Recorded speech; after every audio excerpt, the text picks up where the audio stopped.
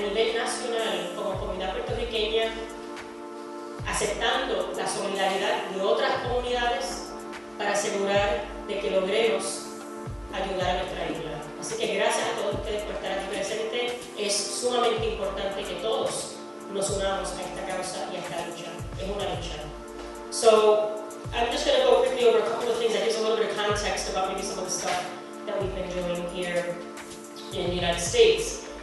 Puerto Rico has a debt, as we all know, of more than $73 billion. A healthcare system that is about to collapse because the island receives far less proportional aid from Medicare and Medicaid than any state in the country. And economic impediments such as the Jones Act, of which we will hear about, which makes shipping very expensive and thereby raises costs throughout the island.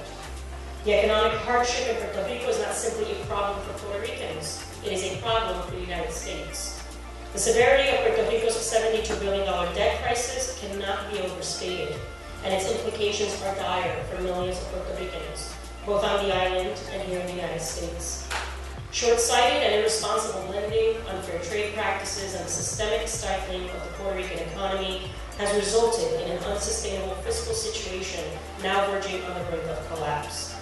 Already we have seen progress. This week, President Obama announced a proposal to help Puerto Rico restructure its debt.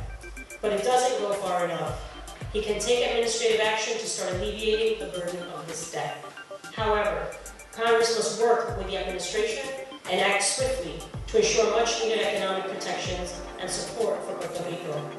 It is only fair that the United States federal government work toward helping the island manage its economic crisis. It is important to highlight that we're not calling for a bailout. We ask that Puerto Rico receive parity with the United States and be able to manage its own affairs. Puerto Rico should be able to utilize federal bankruptcy laws to be able to restructure its debt. Puerto Rico should have the same Medicare and Medicaid reimbursement rates as every U.S. state. Puerto Rico should be afforded a hardship exemption from the Jones Act for the island to be able to reduce the cost of goods that are imported. Also, the vulture funds need to stop feeding off the misery of the island and our people. These same hedge funds are actively lobbying Congress to not take action to help Puerto Rico, and we're not going to let that happen. We cannot forget that Puerto Ricans are United States citizens and deserve to be treated equally and fairly. Yet for thousands, these rights have proven elusive. Puerto Ricans buy into our healthcare system and pay the same Medicare taxes, but the island receives less healthcare funding than any of the 50 states. That means 3.5 million Puerto Ricans, 3.5 million U.S. citizens are receiving a second-class citizenship. So it's time for that to change. And it's time for Washington to provide equal health care funding for Puerto Rican families who deserve the support of the federal government.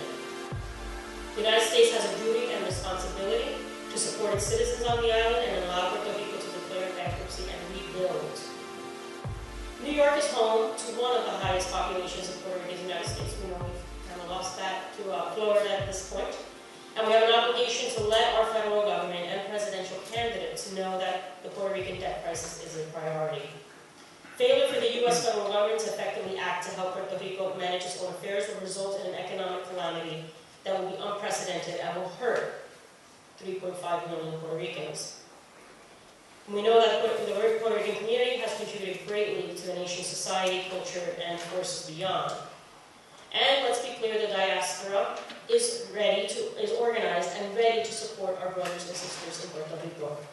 We're meeting here and there. We're building coalitions and networks. We've traveled to Puerto Rico. We're using our bully pulpit at every space we can to raise our voices.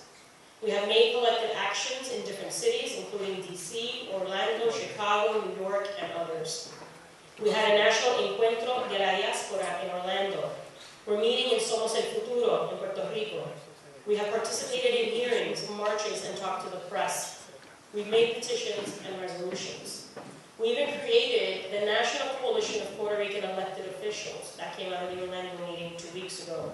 And we're calling on all other coalitions and groups to come together to unite in this effort. We know that when we join together as one, we can achieve great things. We did it for Vieques when we got the Navy out. We can do it again. And we are doing our part. Puerto Rico is doing its part. Now it's time for the federal government to do its part. So from Orlando to New York, to every part of this country where Puerto Ricans live, the message from the diaspora is clear. We are not going to be subjected to second-class treatment and be disregarded. La diáspora está y estará con ustedes y con nuestro amado Puerto Rico. No están solos. Así que le quiero dar las gracias a todos ustedes como puertorriqueña, líder, viviendo aquí en la diáspora, aquí en el barrio,